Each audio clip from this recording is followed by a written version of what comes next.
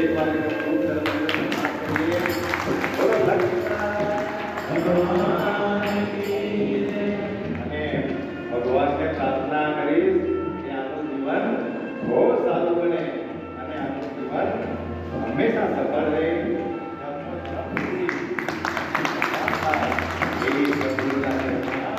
પ્રાર્થના અને એમની સાથે સાથે કારણ કે સંસ્કાર માળે આપેલા તો સંસ્કાર માળે આપેલા તો એમની માળી નામમાં ખૂબ સંસ્કાર કરીને અભિવાદન કરીએ. એમ કે ભાઈ કે કોણ મોટું, કોઈ મોટું કે નાનું આવી શકતું નથી.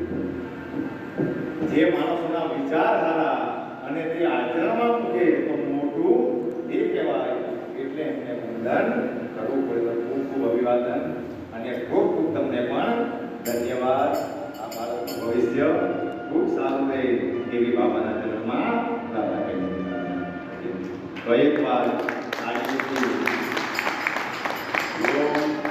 આ દુનિયાની અંદર જ્યારે એક માયની વાત આવે તો સ્વતઃ આંખોની અંદર આંસુ જ આવી જાય. કારણ કે આ જગતની અંદર માં એક એવું પાત્ર છે કે એ ચાહે તે કરી શકે. ચાહે તો છોકરાઓ એ માયની કરતીથી રખડી પણ જાય, પણ ચાહે તો એ શિવાજી જેવા પણ એ ધર્મની રક્ષા કરવા વાળા પણ પેદા કરી શકે. અને માય ગમે એટલી નઠારી હોય, ગમે એવા એની અંદર દુર્ગુણ હોય, પણ એ પોતાના બાળકનું કોઈ પણ દિવસ કરી શકતી નથી. એટલા માટે આ વિશ્વનો કોઈ પ્રથમમાં પ્રથમ ગુરુ હોય તો એ માય છે. અને આજ સુધી આ નામ માટે ખૂબ બલિદાન, એટલા બધા બલિદાન આપેલા કે જેની પર અમારી પાસે શબ્દો નથી. એવું દંપતી જેને અમે પહેલેથી ખૂબ આદર માન આપીએ એવા વિનંતી કરીશ. અમારી ધર્મની બેન દીપિકાને અને હરીશ સાહેબને વિનંતી કરીશ કે આવો બંને દંપતીને કે વ્યાસપીઠ પાસે આવે. કારણ કે જ્યારે સમય આવે તો આ મંદિર માટે તો જેને પોતાના દિલનું ઘરેણું કહેવાય, જેને મંગળસૂત્ર કહેવાય, એની પણ આ બાએ પરવાની રાખી અને એની સત્રસરાયની રીતે આજે આપણે બધા જો આને ખરેખરી ત્યાગની ભાવના કહેવાય કે એક મંગળસૂત્ર કે જેને કોઈ દિવસ વેચાય નહીં, પણ જ્યારે ધર્મને જરૂર પડી તો તેની પણ આ દંપતીએ કોઈ પરવાની કરેલી.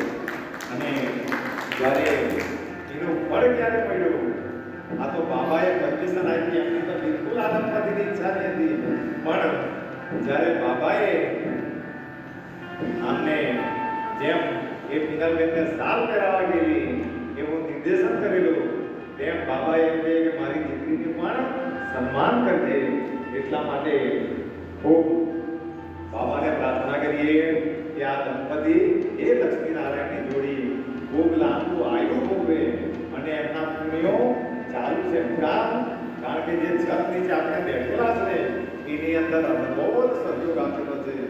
અને એમની દીકરીનું આપણું સદાવ્રત એ એમની દીકરી અંજલિથી 6 તારીખથી ચાલુ થયેલી. તો ભગવાનને પ્રાર્થના કરીએ કે તે દીકરીનું પણ લાંબુ આયુષ્ય થાય, સદાયુ ભોગવે અને ખૂબ જીવનની અંદર સારા કાર્યો કરે. તો બોલો શ્રી સચ્ચિદાનંદ સદગુરુ સાઈનાથ મહારાજ કી જય.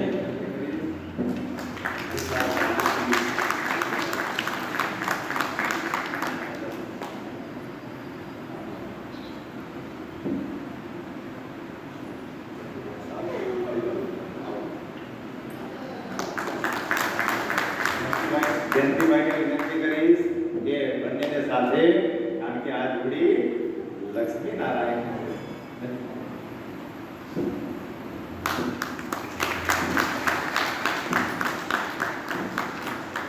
તો ખૂબ કાર્યોથી એકવાર સન્માન આપીએ. ભગવાનને પ્રાર્થના કરીએ કે હંમેશા અમારા જેવા ફકીરો પર આવો પ્રેમ ભાવ રાખે અને કદાચ આ જન્મે તો આપણે બધા સદગુરુને પ્રાર્થના કરીએ કે જન્મો જન્મ સુધી આપણો નાતો બનેલો રહે. એટલા માટે એ ગીતને દર કાર્યક્રમની અંદર ગાવાનું મન થઈ જાય કે આજ સે અપના વાદા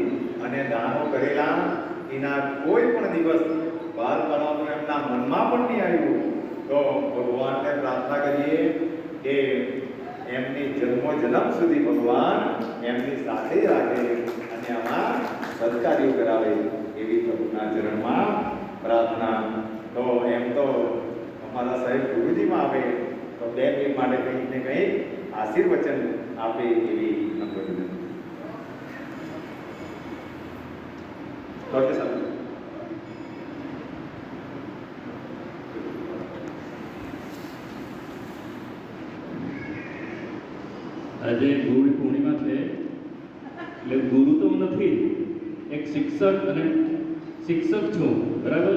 શિક્ષક તરીકે મારા છોકરાઓને જ્ઞાન તો આપું છું, પણ એ પુસ્તકીય જ્ઞાન કહેવાય.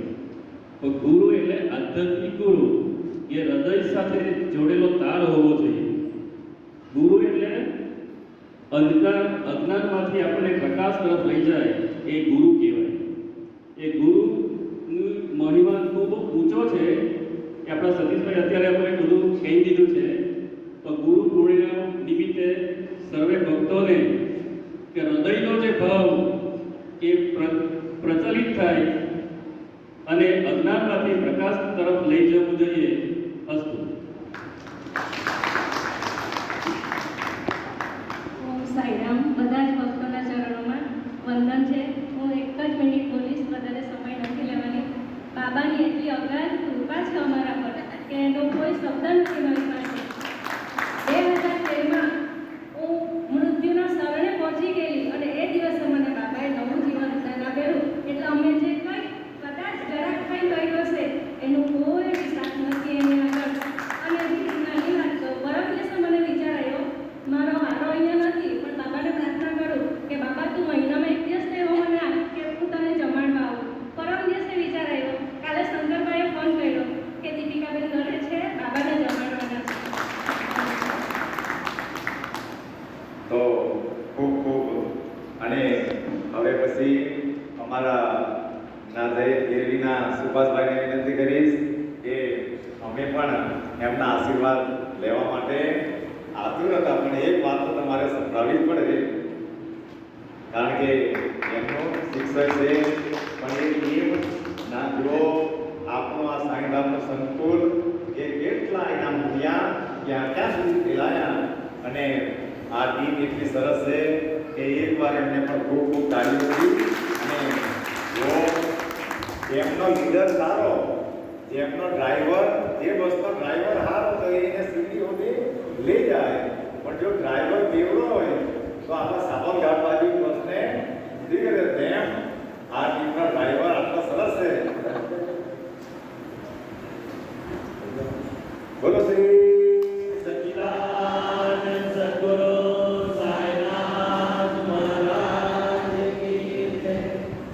વિનંતી કરીશ જયંતિભાઈને કે સાલથી સન્માન કરે. એમ તો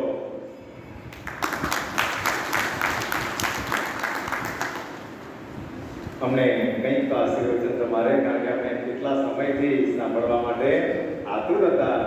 જેમનું તત્વજ્ઞાન અમારા કરતાં પણ વિશેષ છે એવું જ્ઞાન જેમની પાસે છે, તો અમારા બધા ભક્તોને પીરસી દીધી. ગુરુર્બ્રહ્મા ગુરુર્વિષ્ણુ ગુરુદેવો મહેશ્વર ગુરુર સાક્ષાત પરબ્રહ્મ તસ્મૈ શ્રી ગુરુવે નમઃ. આમ તો વિશ્વનો સૌથી મોટો ગુરુ માં કહેવાય. માણસ જન્મે એટલે પહેલો ગુરુ એનો માં, અને પછી એ શિક્ષક કે જે જ્ઞાન આપે છે. અને ભગવાન સુધી પહોંચવું, ભગવાન સુધી 4 માર્ગો પહોંચાડે. એક નામ, બીજું રૂપ, ત્રીજું લીલા અને ચોથું ધામ. આપણી પાસે નામ છે, એ છે વિષ્ણુ સહસ્ત્ર નામાવલી, જે આપણે અહીંયાથી મળી. રૂપનો અંબાર એટલે આપણો સાईं સદગુરુ સમર્થ સાईं. ત્રીજું એની લીલા, આપણે જે રસપાન કરીએ સાईं ચરિત્રનું, એ છે સાईની લીલા. અને ચોથું છે ધામ, એ એટલે આપણું પંચલાય સાईं ધામ. આ 4 ધામો આપણે કે 4 ધામ અહીંયા છે. રૂપ, નામ, લીલા અને ધામ. આ 4 સંગમ એટલે આપણે કે સદગુરુના ચરણમાં 4 ધામ. એ 4 ધામ આપણા પંચલાયમાં મળ્યા છે. અને એનો જીવતો દાખલો એટલે શરણાનંદ. કારણ કે સદાવર્તની શરૂઆત છે ત્યારે આવ્યા, એમણે એમના ગુરુ સમાન મા પાસે આની શરૂઆત કરાવી. એક ગુરુ જે કરે એનું અનુકરણ કરો, કે એમના માટે એનો પહેલો ગુરુ એમનો મા છે. અને બીજું શું બોલી શકું સાહેબ? દીવો સમાન છું આ સૂરજ સમક્ષ. એટલે આટલો બોલવાનું મને એ શબ્દ સાંભળ્યા એ બદલ હું મારી જાતને ખૂબ ધન્યશાળી સમજું. ઓમ સાહેબ. અમારા મહારાષ્ટ્રથી પણ બધા ભક્તો આવેલા છે, અમારા ધીરુભાઈ પણ આવેલા છે, બધા વડીલો પણ છે. પણ સમયાંતરે એમ તો બધાના તો એ સુરેશભાઈ અને સંદીપભાઈ પણ આવેલા છે, ધીરુભાઈ આવેલા છે. અમારા વડીલો મુરબ્બીઓ છે, તો બધા જ ભક્તોનું સન્માન છે. જે મારો સંગીત ઋણ પણ સમયાંતરે બધી વાતોને એમ તો આ કાર્ય તો સાંજ સુધી કે 7 દિવસ સુધી રાત દિવસ ચાલે તો પણ આ કથા પૂરી થઈ શકતી નથી. પણ વડીલો અમારો ભાવ રાખીને, પ્રેમ રાખીને, અમારા ઉકા કાકા હરિભાઈ ત્યાંના ભક્તો છે, તો બધા જ ભક્તોને આજે મારા સદમિત્ર ધનસુખભાઈ પણ આવેલા છે, તો બધા જ ગામના વડીલો, ભાઈઓ, બહેનો, નાના ભૂલકાઓ, અમારા પર સાચો પ્રેમ રાખવાળી અમારી ભાઈઓ, બધી ભાઈઓ પણ આવેલી છે. એક દીકરા પર જેટલો પ્રેમ રાખે એટલો પ્રેમ બધા રાખવાવાળા છે. તો બધા જ ભક્તોના ચરણમાં અહીંયા વંદન કરું છું. કારણ કે આવી રીતે કદાચ પ્રવચનો તો આપણે કોઈ વાર એવો દાયકો આવશે તો 15 દિવસની કથા રાખવું, કે 15 દિવસ સુધી સગા તો જ આપણે આ કાર્યને કરી શકું. પણ હમણાં સમયની પાબંદી છે, એટલા માટે બધા જ ભક્તોના ચરણને વંદન કરીને બીજું વિશેષમાં 10 તારીખે અમારા જયંતિભાઈ હતા દર વર્ષની જેમ વિષ્ણુ સહસ્ત્રના પાઠ છે બાલદા ગામની અંદર, બાલદા બાવડી પડ્યા. આજે આટલા વર્ષોથી જયંતિભાઈ દર વર્ષે વિષ્ણુ સહસ્ત્રના પાઠ કરે, એટલે અને એમની સ્થિતિ પણ પરમાનંદની છે. તો બધા જ ભક્તોને ખૂબ ખૂબ ભાવભીનું આમંત્રણ છે. જો આપણે જાણે આપણા હરીશભાઈને ત્યાં પાલખી જવાની છે, વિષ્ણુ સહસ્ત્રના પાઠ થયેલા જો આવવાનું છે. કેટલી વાર અને એ વાત આજથી લગભગ 12-15 વર્ષ પહેલા અમારી દીપિકાબેને બધા ભક્તોને કહેલી કે અહીંયા સત્ય સાંઈ બાબા આવવાના છે, તો એ સપનું આપણું પરિપૂર્ણ થવાનું છે. તો બીજું એક વિશેષ કે એમ તો કોઈની લેખન કાર્ય માટે બાબાએ ના પાડી, પણ કારણ કે પહેલેથી બાબાની ઈચ્છા હતી કે જે પણ પુણ્યોના કાર્યો થાય એ કોઈ પણ દિવસ બતાવવાની જરૂર નથી. એટલે પણ ઘણા ભક્તોએ પોતાની બર્થડે, પોતાની એનિવર્સરી કે કોઈની પુણ્યતિથિ નિમિત્તે બધા મહાપ્રસાદો આપેલા છે. એ પણ કોઈએ બાબાએ એ પણ ધરતી પર મૂકવાની ના પાડી દીધી, એટલે એ મૂકવાના નથી. એટલે હજુ પણ કોઈની એવી ઈચ્છા હોય તો તે કરી શકે, પણ એનું નામ તો અકબંધ જ રહે. કારણ કે એકવાર એ મુકાઈ જાય તો પછી એનું મહત્વ પૂરું થઈ જાય. એટલા માટે અને રાત્રે દર ગુરુવારે બાબાની પાલખી નીકળતી છે. સાંજે 7:30 વાગે પાર ચાલુ થાય સાંજે પણ, અને પાલખી અને 7:30 પાછો મહાપ્રસાદ દર ગુરુવારે.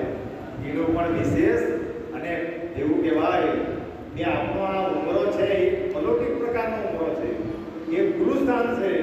એ ઉમરાની ઊંઝા અને ભક્તિ થયેલી એટલે બીજા ઉમરા વર્ષમાં એક જ વાર આવે, અને કોઈ ઉમરો તો 2 વાર આવે, પણ આ જે ઉમરો છે એ આખું વર્ષ આવે.